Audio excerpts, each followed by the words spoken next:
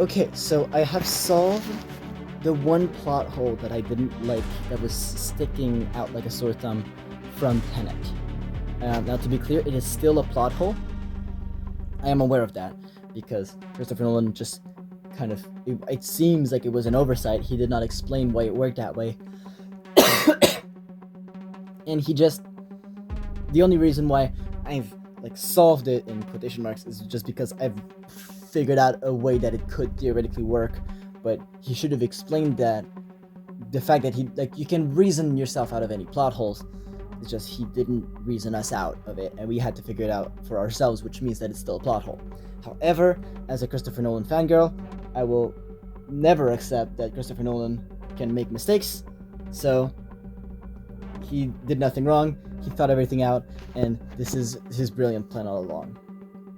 So here's the crux of the issue. We see throughout the movie that inverted objects can cause damage to things before the damage occurs. Before the cause of the damage occurs. Effect before cause. This is the whole premise of Tenet, right? Effect before cause. So, for example, the bullet that is lodged in the glass cracks the glass before it gets shot into it. The glass then repairs itself, and then the bullet gets pulled back into the gun. This is the basic premise of the movie. That is the point of it. Now, with that in mind, there are 3 instances of someone being shot by an inverted bullet.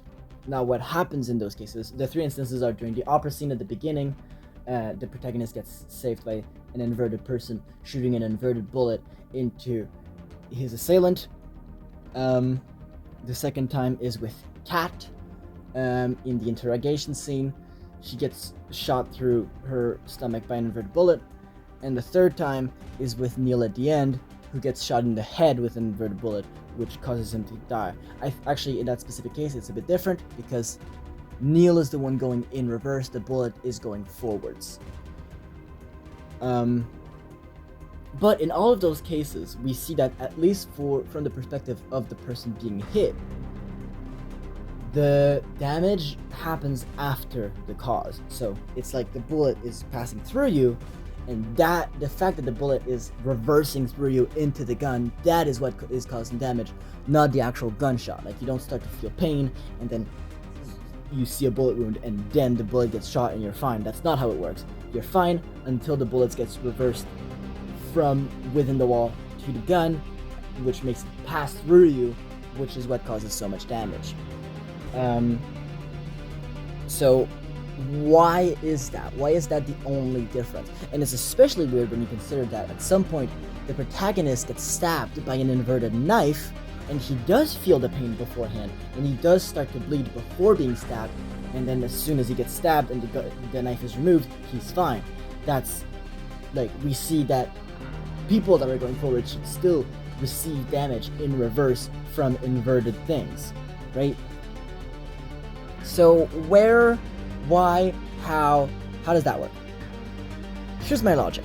First of all, as the movie explains, inverted things and peoples basically have reversed entropy. What does that mean? Objects in the real world, in real life, always tend to get higher entropy. Sometimes entropy is also called chaos. That's not exactly accurate, but it helps to kind of have a vision of what it means. But basically it means that everything tends towards a more stable position. A bullet that you hold in your hand, that you drop on the table, will fall onto the table. A gas that you let out in the room will, expand until it fills up the space.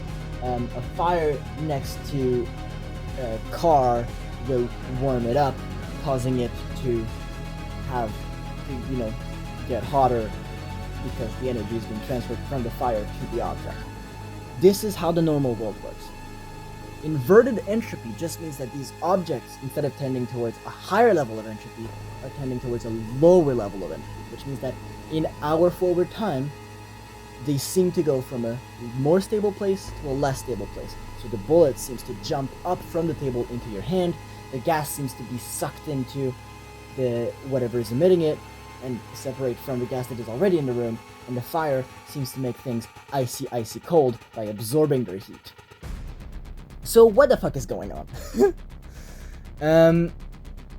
Basically, what we see when an inverted object interacts with a non-inverted object, we see something interesting happen where part of that non-inverted object somehow gets inverted. What do I mean by that? I mean, for example, if we take the protagonist being stabbed, then the knife wound is going backwards through time from the origin of being stabbed, which is why the protagonist is feeling pain and noticing a wound before the knife penetrates his skin. So what we see here is that part of his body, at least specifically the wound, is going in reverse while he himself is going forwards. How I decide to interpret this is that the objects that are inverted can seep out the entropy of things that they interact with. So that means that while the knife is stabbing, it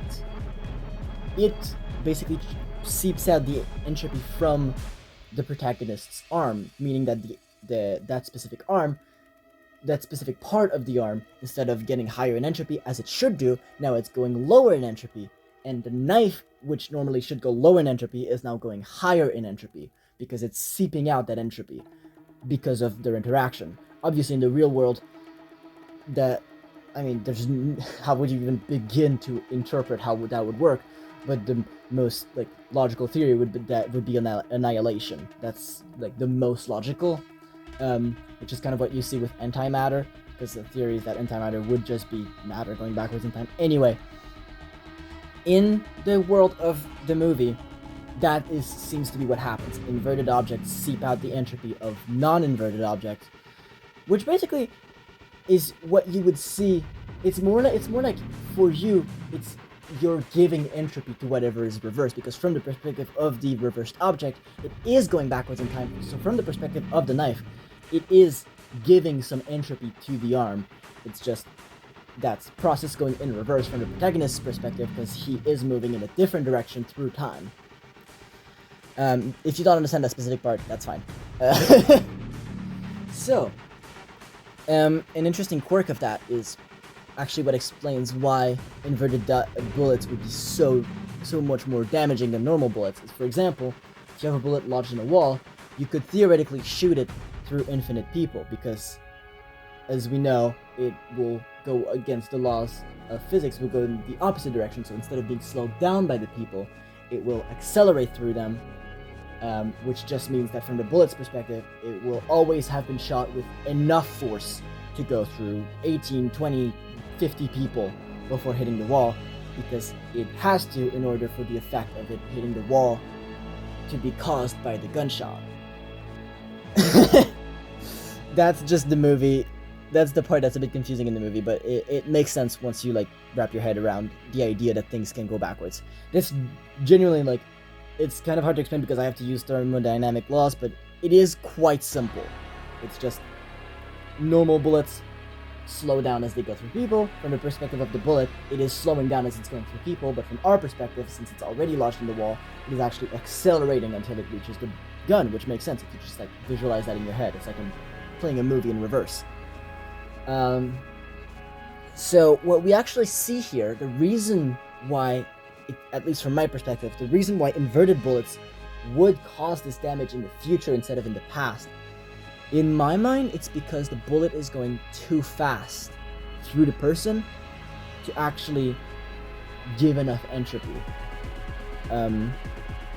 Which basically, if you accept that it takes at least a certain amount of time to have that entropy transfer, and that transfer cannot happen at the speed of a bullet, it all makes sense. The reason why a bullet lodged in glass will break the glass is because it is lodged in there, which gives it time to give its entropy to the glass, which is causing it to shatter. But in reverse, if it's going through a person, it doesn't have enough time to do that, so instead, the damage is going in the direction that the person is already going in, because your entropy is going higher anyway. When a bullet goes through you, it doesn't have time to lower your entropy is still going higher, so your wound appears then, and you see the effects after the cause. This simple idea that just it takes time to transfer entropy explains the movie, explains the one plot hole that I didn't like. So it is actually feasible that Christopher Nolan thought of that, but he was like, I feel like explaining entropy and how entropy can be transferred from reversed objects to non-reversed objects would be way too complicated, and I'm just going to keep it out of the movie. That is a feasible thing, but also it is very feasible that he just thought, hey, wouldn't it be cool if we had a fight where some people are going forwards and some people are going backwards? Wouldn't that be fucking sick? And then when they get shot by a reverse bullet, it goes through their body in reverse. That is also a possibility. But yeah, in my mind, that explains it, and I'm satisfied with that.